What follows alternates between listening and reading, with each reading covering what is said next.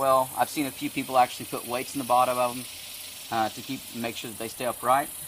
But the structure is pretty sound. Go ahead and throw out. Sink down a little bit, and that's your trap. We'll come back in a couple hours and try it out.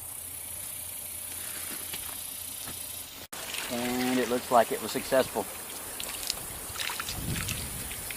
Let's open it up and see what we got.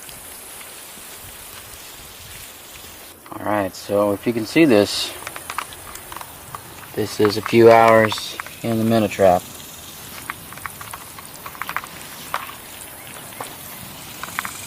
And it looks like it was fairly successful.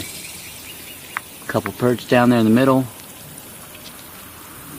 Quite a few good sized, good looking crawfish. And as before, I told you here's your access point right here with the zipper. You can go ahead, open it up.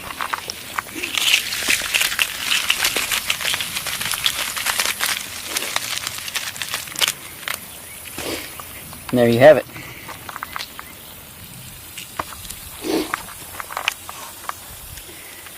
Not going to keep these today. They can go right back in the creek. Just showing you kind of what we have out here. But it's definitely a year for crawfish.